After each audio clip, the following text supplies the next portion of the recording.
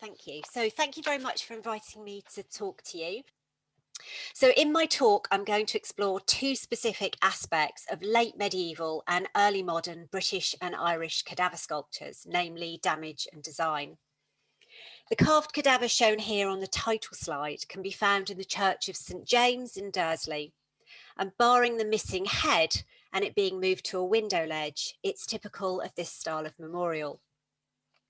Cadaver sculptures, or carved cadavers, and I'll use the term interchangeably, were commissioned to show the social elite, that's wealthy landowners, prosperous merchants, and high-ranking clerics, in a humbled state, as naked, emaciated, and dying or dead. In brief, they're a Northern European phenomena that appears in this part of the world from the very early 1400s and are connected to Roman Catholic beliefs in purgatory, where they acted as memento mori to remind the living to lead a good Christian life and to pray for the dead. This talk will by necessity be fairly general. I can't touch on all of the extant cadaver sculptures in Britain and Ireland, but I will include a number of them, and the ones I'm including are actually listed here. So 13 of the 41 in England, 2 of the 3 in Wales, the sole Scottish example, and 5 of the 12 in Ireland. It was pretty tricky to decide on which ones to focus, so apologies if any that you know and love aren't included. As you can see from this chart, most of them are to men, but I do include a few of the carved cadavers that memorialise women, notably those in Ireland. All of the design elements of carved cadavers are, of course, deliberate, but in this talk I will focus on anatomical features and the presence or absence of creepy crawlies as specific design features. Many of the sculptures have various forms of damage. Now, damage can tell us a lot about the long history of these sculptures, although it would be fair to say it also raises as many questions as any scholarly exploration can seek to answer. To provide a little general context, I'm going to spend a few slides looking at some of the different types of cadaver sculptures because there's variations around a theme. So the two main styles are isolated or tiered. The isolated are just carved cadavers, as you can see here on the left, whereas the tiered have both a carved cadaver, which is here on the bottom, and an in-life effigy sculpture. I'll just spend a couple of seconds going over these so you get a good chance to have a look at them, because some people may not have come across these before. On the whole, the sculptures are carved in high relief, such as the one here on the right, although a few in Ireland and the Scottish example, which is the one shown here, are incised. The vast majority of cadaver sculptures are carved from a single block of wood, although 2 are sculpted from wood, and both of those are in England, and one of those is shown here. The 2 that are wooden include this one, which is a tiered one, and a single one, which was shown on one of the previous slides.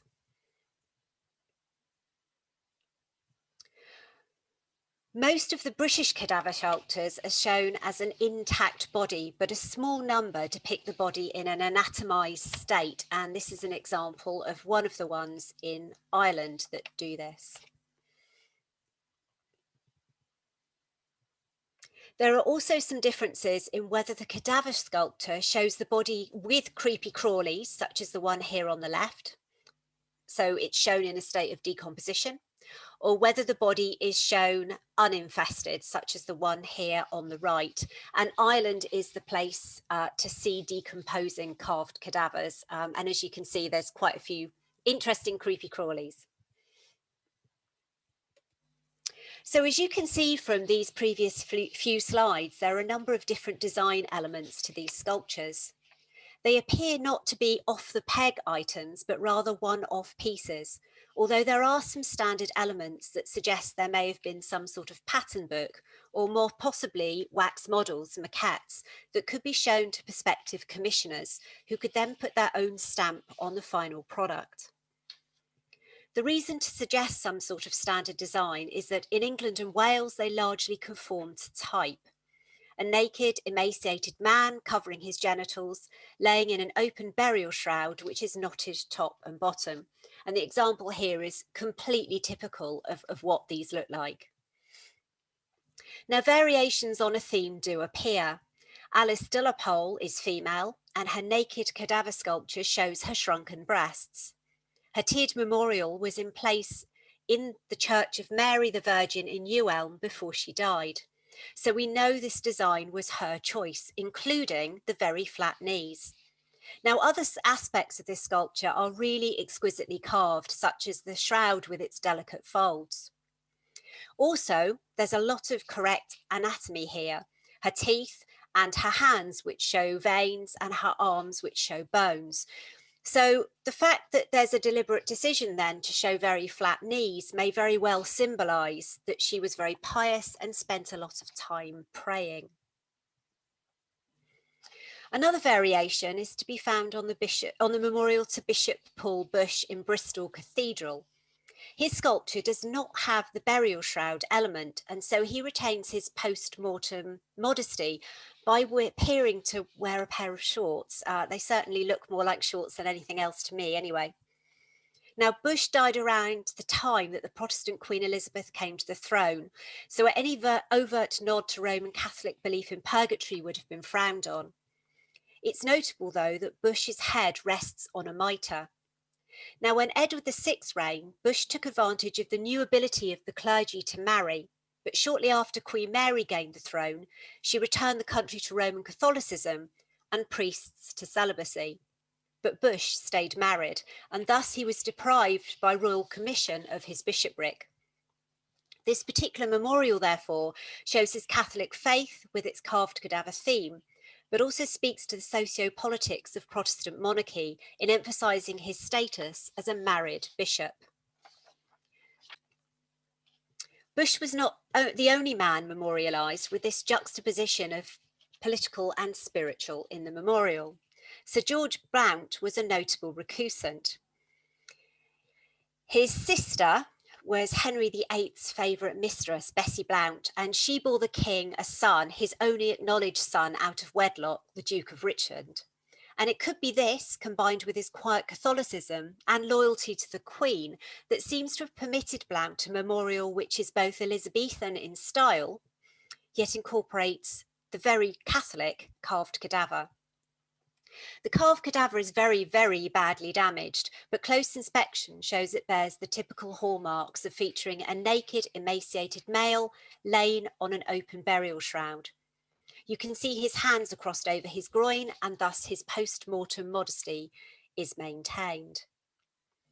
I won't really be going into the theological aspects of these, but in England at least, the inclusion of an open shroud into the design appears on incised mini carved cadavers by recusants incarcerated in the Tower of London. This style of memorial suggests the post-mortem liminal space of purgatory, where the person is not fully dead, as in they're not yet with God, yet they're not alive. Here we see the incised carving by Thomas Ruper, 1570. It's believed he was connected by marriage to Sir, later Saint Thomas More. You can see here a naked male figure with a typical hand over the groin pose. The shroud is there, but it is very faint. The other image shows only the top of a naked man. He's also emaciated, and this is part of the Thomas Peveril carving that also dates to 1570. The overall design includes his coat of arms, but quite why this shrouded, emaciated figure, and you can just see the top knot at the top of his head, has appeared to be a leg in his mouth is beyond me. And believe me, that is definitely a leg. There's been some reports that it's an Elizabethan ruff that would go around his neck. But if you actually look at it, you can see that that is definitely a leg with a foot on it. So this brings me to the first of the two aspects that I want to look at, notably the design. So just like the aforementioned Alice de la Pole, we know that some people commemorated with a carved cadaver, and they commissioned this during their lifetime. So one such example is Bishop Richard Fox, whose memorial, erected around 1513 when he died in 1528, lies in his chantry chapel in Winchester Cathedral. Now, there's a strong possibility that it has elements of portraiture. in that his face has features that match the portrait of him, and also it's relatively short. If it represented him in life, as I presume it does, then he'd be around 5'2". It seems evident to me that if Fox was spending the contemporary equivalent of tens of thousands of pounds, he'd want his post-mortem sculpture to resemble him as much as possible. Now, it shows him with his bishop's mitre and his staff of office, so despite being naked and emaciated, he was very keen to show himself his social status. The carving's got a few very nice anatomical features. His belly button is beautifully carved, and you can just about see it on his shrunken abdomen on the photograph here. And there's a beautifully carved skull that lies at his feet, and you can see the sculpted sutures in the bottom right image. Now, one of my favourite design elements, though, is the characterfulness that's been sculpted into this anonymous cleric in Tembe. I've no idea who commissioned this, but I can only think that it must have a degree of portraiture. These were designed to remind onlookers to pray for the person represented. These prayers would help alleviate the time spent and the pain felt in purgatory for that deceased person. And in due course, also for the person praying. Praying for the dead sort of built up nectar points, sort of store points, really, that you could then cash in at death to help you get time or pain off purgatory. So it would really be quite counterproductive if the cleric wasn't recognisable from the face and therefore these teeth. The next aspect of design I want to look at with you is anatomy, and this is a hugely complex topic and one I don't have time to delve into in any great depth. But as you can see on this carved cadaver to an anonymous cleric in Keystone, his body is carved eviscerated. That is, his soft internal viscera, his internal organs have been removed. You can clearly see the individual vertebra of the spine, and the sculptor must have had first-hand knowledge of the body's interior to sculpt this so well. Evisceration was a form of body preservation of the time, and depicting someone eviscerated is a very unusual choice for any memorial. It may well relate to the theology of the bowels, and thus be a sign of piety. In removing the main organs that dealt with the physical evidence of everyday life on earth, one got rid of a lot of the evidence of earthly sin. An examination of this sculpture shows sculpting damage, and I'll come back to this topic shortly. But if you look closely at his head, you'll see that it's overly narrow in relation to the body.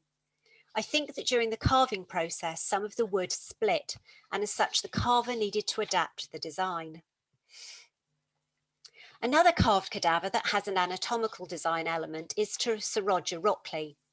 However, whereas the sculptor of Keystone has carved a very good representation of the inside of the abdominal cavity, this is pretty dreadful. What we have here is the intestines lying the wrong way round. Further, whilst the body is not yet skeletal, the skull is, but the cranium is that of a female and the jawbone is that of a male. This memorial is definitely symbolic theologically and thus interesting in terms of design. But to me, the most interesting aspect is that the carver could not really have known enough about the body to carry out the design spec by whoever was commissioning this, assuming what they wanted was an anatomized carved cadaver. The other anatomically interesting memorial is what remains of the cadaver sculpture to Sir Marmaduke Constable the Little. As you can see, the memorial was designed to show an open chest with what appears to be the heart on show. It is possible that there's a very large vertebrae, but frankly, it's just impossible to tell. Like many of these memorials, studying them raises more questions than one could ever answer. These sculptures exist, but beyond that, we have nothing concrete. We don't know who commissioned most of them, and we have no idea who sculpted any of them. But what is clear from this memorial is that there is a lot of damage. And so now I want to shift to the damage side of the talk before returning again to design. Most damage to carved cadavers is relatively recent, but this one of Bishop Gardner, which is in Winchester Cathedral, shows evidence of deliberate damage done during installation. As you can see from these photographs, the neck of the sculpted effigy is missing. Were the neck present, it would not fit inside its niche. This suggests that the cadaver effigy was either sculpted before the niche was cut and then not measured correctly, or was carved in a different location and communication between the teams was poor. With the neck chopped out, you can see that the sculptured shroud cloth was repositioned in a way to minimize the deliberate damage. If you look at the photograph on the left, you can see how well they've positioned the folds of the shroud. A section of shaped stone would have been positioned to fill the gap, and there's a hole in the bottom of the head to show where this was fixed. The expectation would have been that the sculpture was polychromed or painted to disguise the adaptation, but very unusually, this cadaver sculpture remains plain stone, and as such, the on the hoof alteration is clear to see. I have to say, I've got no idea why there's a clean cut across the knees, which I'm showing you. So if anybody's got any ideas, please do email me. Whilst it's possible to read some reasoning into the damage, such as with the Gardner cadaver, it's not always possible when others have been hacked about. Now, these sculptures are very old. Some date to the early 1400s, and due to their connection with Roman Catholicism, they largely dropped out of fashion after Edward VI came to the throne in 1553. So we can say that the vast majority are around 500 years old, give or take. As such, they've survived the iconoclasms associated with the Protestant Reformation and the Civil War, and also the Victorian restructuring of churches. This sculpted cadaver is one where the legs are missing. As you can see from the second photograph, though, it looks at some stage as if replacement legs were added. As you can see, there are some holes and the remains of dowels. The rest of him shows that this was sculpted from a single block of stone. Now, a recent blog post by CMS has mused about these non-extant legs, and I will do likewise. Looking more closely at the missing legs, you can see that the damage is diagonal across the groin area. There is a clean cut on the left leg, but the area on the right is more ragged. Whether something fell accidentally on him or whether he was attacked is unclear. Although given the legs were replaced, it would suggest that the damage may well be accidental. Here we can better see the damage to his arms. The left is missing from the elbow and the right is missing from the shoulder. Also, you can see that the top knot is missing. So that's the bit at the top of the shroud. Clearly, these parts of the sculpture are the thinnest and most likely to, over time, sustain damage, but they're also the easiest to damage deliberately. I doubt anyone can ascertain for certain whether this damage was deliberate or accidental, though. Legs and arms are also missing from this half-size cadaver sculpture to Bishop Silky. He's very worn, and much of this would be from touching and rubbing at the sculpture. His face in particular is worn smooth, but I suspect the nose was knocked off at some stage. Now, most carved cadavers are around life size, with a few half size like Keystone, the eviscerated cleric I showed earlier, and Silky. But the second example in Exeter Cathedral is overly tall. If he stood up, he'd be almost 7 feet in height. He has a strange anatomical design that could be reminiscent of some sort of mummification. Whatever the sculptor was trying to achieve, though, I've termed this design cucumberation. The technical term is probably striation, but I'd argue that there is little layering here, and his limbs look more like cucumbers than rock formations. Now, this poor chap, who I showed earlier, is headless, but otherwise in pretty good condition. Where he was originally in the church is unknown, but he's one of 2 that have been relegated to a windowsill. In his day, he would have been a lovely piece. His knees and feet are beautifully carved, and he has a really cute little belly button. Whether the damage is deliberate or accidental is tricky to tell. The brass plaque suggests he may have been Tanner, who founded a chapel. Now, if this was a chantry, that would be the right time. But the date on the faded plaque says 1700s, which actually would be incorrect for a chantry chapel. So it's a bit of a mystery as to who this poor chap was. The second on the window ledge is one that commemorates Bishop Alcock. He is, as you see, in a really bad state of decay.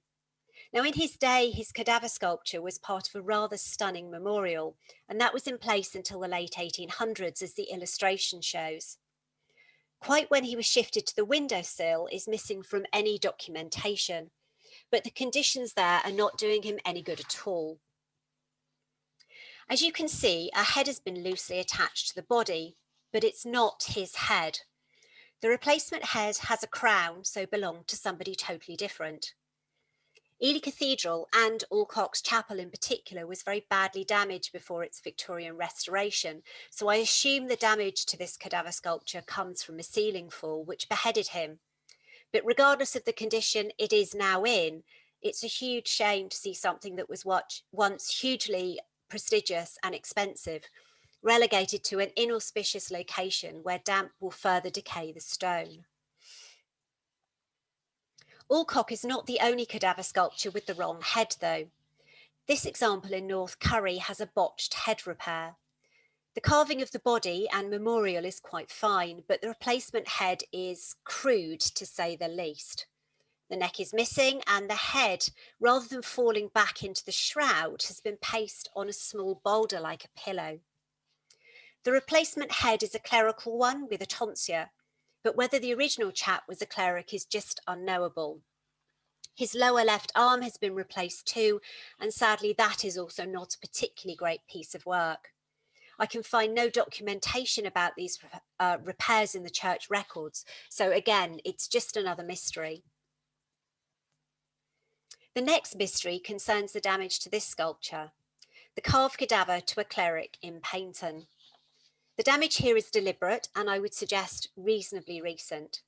The cuts to his body are very precise, and to cut it into the torso would, I think, require something like an angle grinder, something power driven anyway. Why anybody would do this is completely beyond me. In terms of the face, the damage may well be in part accidental, although the side of the base is cut smooth, the base of the cut is rough. It could be that the head was cut into and then the stone shattered, causing this sort of damage. Without the expertise of a specialist stonemason, though, this and many other questions will just elude me. As with a good many of these sculptures, the carved cadaver has been relocated. So as well as not knowing who he was, we don't know where he once might have been in this church. I can say, though, that this was once a very fine piece of craftsmanship. There is very good anatomical design here, and despite the damage, he is still a rather nice piece of work. Another rather lovely cadaver sculpture is to Archbishop Henry Chichley. He commissioned his memorial whilst he was alive, much like Fox at Winchester, and they both lived for many years in the presence of their memorials. Now, this may sound really odd to us. After all, seeing a carved representation of your naked, emaciated body at death isn't everybody's cup of tea, let alone paying such a huge sum for that privilege, but there were excellent theological reasons. That this piece was commissioned by Chichley is really important in exploring the following design elements and also examining one particular interesting piece of repair. So to the design. At the time these sculptures were carved, clearly there was a high mortality rate, and as such, one could assume access to a dead body wouldn't have been tricky for an artist. But of course, not burying a body was not only disrespectful to the dead, it would have not helped whoever had the body with their own afterlife, given burying the dead was one of the 7 corporeal acts of mercy that would help knock some time or suffering off the pains of purgatory. Also, whilst in the winter a corpse may remain relatively intact for a good while, in the summer decomposition would render it useless as an anatomical model within a few days, and making a detailed maquette out of wax would take longer than just a few days. Further, with anatomical knowledge in general being pretty thin on the ground at this time, we have to assume that the sculpture needed a model to work from. You can't get this level of detail on a 3D sculpture from a 2D drawing, and thus a model would be needed, and that would need to be somebody emaciated. There was a lot of starvation during this period of history, so on the whole, everyday people may well have been fairly skinny. but the levels of emaciation on these sculptures is well beyond the ordinary. So who were the models, and did sculptures use a range of skinny living as well as emaciated dead? The Walsborough cadaver the Walsborough's carver of that cadaver appears to have scoured a cemetery for his mismatched cranium and jaw. And here too with Chichley there are some clues. The pelvic area of the cadaver sculpture appears to be female. It's quite tricky to tell, but I've been working with a forensic anatomist and an anatomical sculptor to examine a selection of these unusual sculptures, and they have assured me that the pelvis looks fairly feminine. It could well be that women were paid as models, much like the Pre-Raphaelites did in later years. And if you look at the arms of the cadaver, it could well be that the models were more street workers than field workers. Chichley's cadaver arms and hands are very delicate. They're not the hands of someone doing a physical hard job. And this brings me to the spades that Chichley's in-life effigy has for hands. You can see that at the top on the right-hand side. These are replacements. The job has been done very nicely, but they don't match the lower hands. And there's no way that Chichley would pay for a memorial that he, his clerics and other staff would see daily whilst he was alive if it didn't look anything like him. Like Fox, Chichley commissioned some amazing works, and there is, in my opinion, no way he would have had his hands carved to look like a working man's hands, when his own must have been far more refined. I'm not saying they were the elegant limbs of his cadaver, the effigy that represents his inner pious self, but he was a man of books, not a labourer. Chichley's memorial is under the care of the University of Oxford. He founded All Souls College in 1430s, and part of his endowment was the upkeep of his rather marvellous monument. As such, it's evident that the hands of the upper effigy would need to be replaced if damaged, and so the repair stands as an example of a sculpture that has had clear reason for why we see what we see today. Quite why we see what we do here is more tricky to unpick. Part of my initial research into these rather strange objects of mortuary art was to figure out the whole why of them. Why be memorialised for centuries to come as if you died of dysentery or some other hideous wasting disease? Theology gave me the answer I was looking for there, but the more art-related issues are harder to untangle. Different shroud designs are easy enough to read and show me that there was an element of choice in the commissioning process. Varying levels of carving expertise meant that there were clearly more expensive ones than others, and some used only the best sculptures. The anatomical elements have proved the trickiest to explore, but of course some things will remain a mystery, such as why the two Wollstonecraft cadavers were swapped over at some stage. Even at a first glance at these memorials, something is odd. The cadaver under the brass inlaid memorial is far too short for the niche, and the cadaver inside the tiered tomb is really squished inside. So first to the memorial of Richard Willoughby and his wife Anne and the overly short carved cadaver. As you can see from these photographs, the sculpture is not in great condition, but it features a carved man lying inside an open burial shroud. The head knot and the material that fans out from it are positioned under his head, lying to the right side rather than above his head. Meanwhile, the foot end of the shroud rests against the bottom of his feet. As such, we can tell that the length of the current sculpture is the same as it was originally. But this set of photos shows that his current location just looks odd. He doesn't fit neatly into that area under the table slab. He just doesn't look like he belongs there. If you look carefully, you can just make out a damp-proof course between the cadaver sculpture and the lower plinth. So it's evident that cadaver effigy has been moved, but not just moved out and put back, but clearly relocated from somewhere else in the church. Next to the memorial of Sir Henry and his 4 wives, he wasn't polygamous. He had, he was just very unlucky. A lot of his wives just kept dying, basically. This cadaver is missing the top shroud knot and fan, and has the man's head butting against the pillar of the church. As you can see, the top end of the original memorial cage is missing, and if it were there, the sculpture would not fit inside the cage tomb. The bottom end is the same. The feet end of the tomb cage is missing, and if it were not missing, the sculpture would be too long for the space. As it is, you can see that the foot end shroud has been truncated, deliberately cut off. Originally, this guy would have had the shroud knot above his head and below his feet, so he would have been a fair bit longer than he is now. And in fact, the original length would have been the right size for the niche under the memorial to Richard. So it seems to me that when the chest tomb of Sir Henry was relocated, the cadaver sculptures were probably switched. It may well be that Henry's sculpted cadaver had badly deteriorated prior to the move. The stone looks older than the other one and is definitely in a pretty poor state. So just maybe Henry and his executors spent most of their hefty budget on the upper effigies, given that the cadaver one was only ever going to be partly visible through the cage. As such, maybe cheaper stone was used and that stone was more prone to decay. But whatever the reason, these cadavers have been switched around.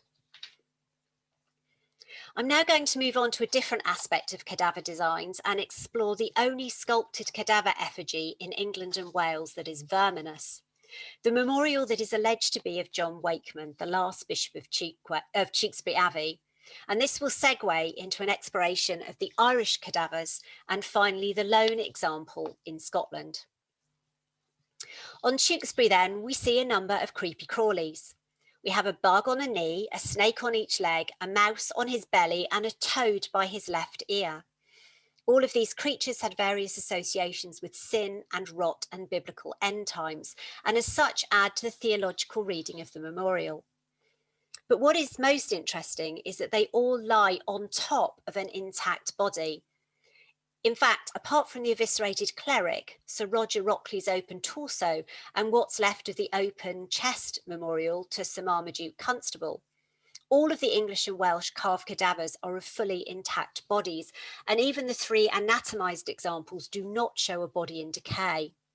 Now, given it's Saturday tea time, I don't want to go into detail about the processes of decaying body, but suffice to say, all of the English and Welsh cadaver sculptures do not depict a rotting body.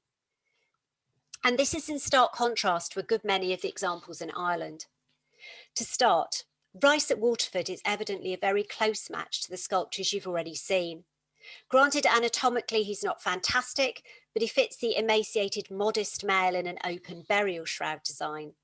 However, there are 2 snakes or long worms coming out of his chest. There's a toad or frog on his belly button, which sort of matches the Tewkesbury mouse and stands as a theological cipher more than a sign of rot. Rice commissioned this memorial whilst he was still alive, so we know that these are deliberate design choices. We know little about these 2 memorials, though. They both show the body in a fair state of decomposition, but as you can see, we have the open burial shroud of the English and Welsh cadaver sculptures. There's no need for any modesty, though, as the genital area is pretty far gone. However, although these may look skeletal, they're in fact in what is known as the wet stage of death because there's still flesh attached to those bones. As you can see, these are titled as memorials to anonymous women, F for female, and I'll talk a little more about the gendered side shortly, but here I wish to focus on the creepy crawlies. Starting at the head, you can see both carvings a range of snakes or very long worms weaving in and out of the head along with toad-like creatures. This might be fairly revolting, but you have to admit in terms of design, it's not only striking, but shows off the sculptor's carving skills. These are not homespun pieces, but have a good degree of sophistication and must have been expensive. Moving to the torso area, we can see some internal organs on both cadavers, plus the spine. That the spine appears to coil around the pelvis is definitely bizarre, but anatomically interesting, as it strongly suggests that whilst the sculptors knew about the position of the heart and the lungs, anything lower down was clearly a mystery. What's also interesting is that these both have the incorrect number of ribs. Sturmullen, like Bush in Bristol, has a token rib cage, whereas Bewley is shown with what appears to be a full set. However, she has 13 ribs on her left side and only 11 on her right. Mind you, Rice was only given 10 pairs of ribs, so it'd be fair to say that barring depictions of eviscerations, anatomical knowledge was not particularly great in late medieval Ireland. However, the carved representations of creepy crawlies is remarkable and comprises both real and imaginary beasts. As you can see, I've been able to match a number of the carved creatures to real life examples. Perhaps it's not surprising that a sculptor could produce lifelike work of reptiles that inhabited their landscape, but that over 500 years on, they're still clear enough to identify, I think is pretty amazing. Now, both of these sculptures are in the elements, and while stone is slow to decay, one day in the future, these sculptures will be gone. My favourite wee beastie, though, is the pig-tailed toad, some sort of lizard toad type beast on Stamulin with a little pig's tail. And I have to say, I really like this one. He's such a cutie. Now, these are memorials to a couple. And as you can see, they're quite different to the two at Bewley and Stamulin. I particularly love Sir Edmund's beard here, it has to be said. But as you can see, Elizabeth has creepy crawlies coming out of her head. So we're going to look at her in more detail. You can see here that like Bewley and Stamulin, Fleming is eviscerated, although unlike her, only her head is verminous. It's therefore evident that eviscerated Irish cadaver sculptures were to females, and there's an incised brass that adds weight to this line of thought. However, in England, we only find an eviscerated example to our Keystone cleric. Having had the wood radiocarbon dated, the sculpture dates to the very early 1400s, so predates Bewley and Stamulin by around 50 years and Drogheda by around 100. However, the anatomical detailing of Keystone is notably more accurate. But putting aside the anatomy, there must be a theological reason for the Irish female cadavers to show evisceration. Certainly women in this period of time were deemed more likely to fall prey to sin than men were. So perhaps our Keystone cleric was making a strong statement about his own fallen status, his likeliness to sin, and thus his personal piety. In effect, perhaps he was feminizing his body to highlight its weakness. But the theological side is out of the scope of this particular paper, so I'll leave that thought with you. Sir Edmund is depicted dead, but physically intact. He preserves his modesty with carefully placed hands and lies inside his burial shroud. What is notable here is his rounded belly. There's an example of this in England with John Denston, who too displays evidence of what we could call kwashiorkor, a specific form of malnutrition caused by a lack of dietary protein.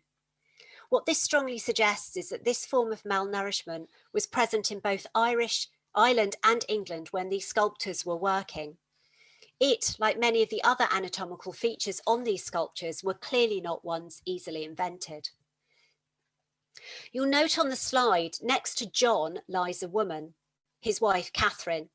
She's fully shrouded with only her hands and face visible, a huge difference from the memorial that Alice de la Pole had designed for herself, where there is little modesty in her naked form, but much piety.